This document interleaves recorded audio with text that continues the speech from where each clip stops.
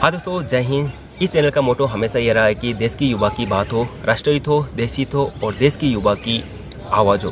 दोस्तों, आज मैं आपसे एक स्कीम के बारे में शेयर करने जा रहा हूँ। हो सकता है आपको बहुत ज़्यादा पसंद आए या ना भी आए। जो भी युवा इस देश की रक्षा करने चाह रहे थे, इच्छुक थे इंडियन आर्मी में ज्वाइन होने का और देश की रक्षा करने का, उन युवा के लिए भारत सरकार अब शॉर्ट टर्म्स सर्विस लेके आ रही है जिनका नाम है अग्निपथ रिक्रूटमेंट स्कीम, जिसके तहत भारत के युवा को 3 साल और 5 साल के लिए इंडियन आर्मी के अंदर रिक्रूट करने जा रही है।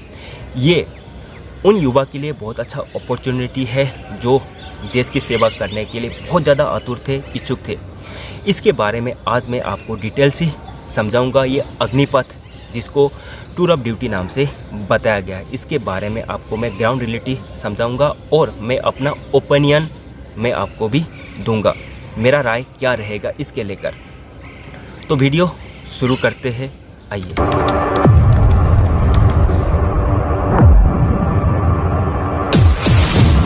अग्निपथ रिक्रूटमेंट स्कीम जो 2020 से प्रपोजल चला आ रहा था, लेकिन अब जाके भारत सरकार 2022 में इसको हरी झंडी देने जा रही है। और इनका जो सर्विस रहेगा 3 साल और 5 साल, जो 3 साल रहे जो सर्विस करेंगे उनको 25% उनको निकाल दिया जाएगा और जो 5 ईयर्स करेंगे उनको 25% निकल जाएगा और जो बचा 50% उनको परमानेंट कर दिया जाएगा। और आपको पता होगा जो 50% जो परमानेंट सर्विस कर दिए जाएंगे वो ऐसे युवा होंगे जो बिल्कुल इंडियन आर्मी के लिए कैपेबल होंगे।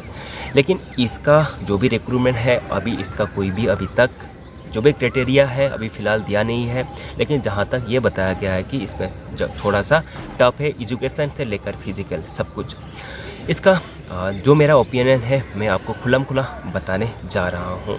लेकिन सरकार ये भी बताया है कि सरकार इसलिए ये करा रही है कि पेंशन इसके अंदर नहीं है, जिसलिए हमारे जो बजट, जिसके रक्षा बजट है, जो पेंशन बजट है बहुत ज़्यादा कम हो जाएगा। क्योंकि उनको जो आपका पेंशन नहीं देंगे, उसके बाद इसमें क्या होगा, आपका कॉन्ट्रैक्ट बेसिस पे पेमेंट होगा। मतलब कि आपको अगर इतना पैसा मिलेगा तो उतना पैसा ही मिलेगा। और जब आप 3 साल नौकरी करके इंडियन आर्मी में नौकरी करके आप चले जाओगे, आपको कॉर्पोरेट सेक्टर में आपको जॉब मिलेगा। जो भी जिस प्रकार से जो भी आपका यहाँ पे जॉब जो भी करके चले गए, वहाँ पे आपको कॉर्पोरेट सेक्टर, प्राइवेट सेक्टर में आपको जॉब मिलेगा, ये ऐसा कुछ बताया गया है। लेकिन मेरा ओपिनियन कुछ अलग है। जहाँ तक लगता है, जो मेरी ओपिनियन ये बिल्कुल गलत है। ये सरासर भारत के युवा को एक अंधकार रास्ते में धकेलने वाली एक बात है। जो युवा फिट फॉर है, क्या उनको डायरेक्ट परमानेंट क्यों नहीं कर सकते? इससे जो भी सेना का मनोबल टूट जाएगा और जो भर्ती भी होगा उस हिसाब से वो काम नहीं करेगा। क्योंकि मुझे क्या है, 3 साल ही करना है, मुझे 5 साल ही करना है। तो जो ये बताया गया है कि जो 3 साल इंडियन आर्मी के अंदर जॉब करेंगे, क्या ये प्राइवेट सेक्टर में जाके क्या ये जॉब कर पाएंगे?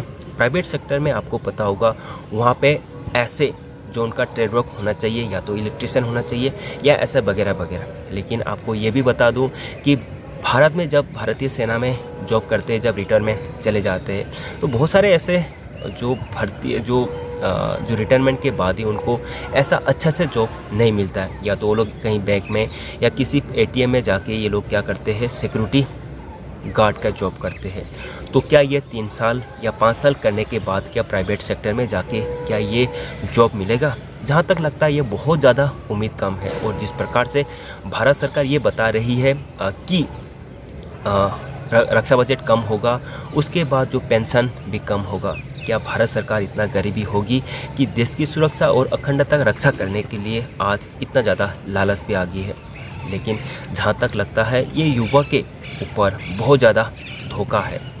अगर युवा फिट फॉर है तो उसको परमानेंट करो। जिस प्रकार से उनका भर्ती लिया जा रहा है, जिस प्रकार से उनको ट्रेनिंग लिया जाएगा, जिस प्रकार से हमें जो ट्रेनिंग कराया है उसी प्रकार से उनको ट्रेनिंग मिलेगा। लेकिन अगर ट्रेनिंग उनका 9 महीना रहेगा तो बाकी उनको परमानेंट करने का दिक्कत कहाँ पे है? बाकी कंट्रीज़ में हो सकता है ऐसा कुछ हो, लेकिन इससे सरासर हमारे युवाओं पर मनोबल बहुत ज़्यादा टूटेगा। तो मेरा ओपिनियन यही है कि ये बहुत ज़्यादा गलत है। और ये एक जिस प्रकार से कॉन्ट्रैक्ट बेसिस पे सेना जो भी युवा को भर्ती कर रही है और 3 साल के बाद या 5 साल के बाद उनको घर भेज रही है, क्या ये युवा प्राइवेट सेक्टर में या घर में बैठे क्या उनको दोबारा जॉब मिलेगा? जिस उम्र था उनका काम करने का, कहीं और जगह नौकरी लगने का, ये 3 साल और 5 साल में ये अपना देश सेवा के लिए निकल देंगे। लेकिन जब फिर 5 साल या 3 साल के बाद उनको दोबारा से घर भेज देंगे, तो क्या वहाँ पे जाके सिविल में जाके दोबारा से ये क्या सेटल हो पाएंगे? ये अब अपने बहुत बड़ा सवाल है। तो मेरा ओपिनियन यही है, जहाँ तक लगता है कि भारत सरकार इसको संज्ञान लेके इसको जल्दी से जल्दी परमानेंट करने की कोशिश करे, मेरा यही साजिश रहेगा। क्योंकि टूर ऑफ ड्यूटी एक टूर की तौर पे ना लेके इसको परमानेंट कर दिया जाएगा, क्योंकि हमारे भारत के युवा में ये काबिलियत है कि देश की सुरक्षा और अखंडता के लिए में कोई भी ढिलाई नहीं होगा। और जो 3 साल या 5 साल के लिए आएगा, क्या ये उस प्रकार से ड्यूटी करेंगे, उनको सियाचिन भेजेंगे या LOC LAC पे भेज देंगे? तो क्या ये मुमकिन है? तो अपने अपने में बहुत बड़ा ये सवाल है। तो आपका क्या राय है ज़रूर बताइएगा।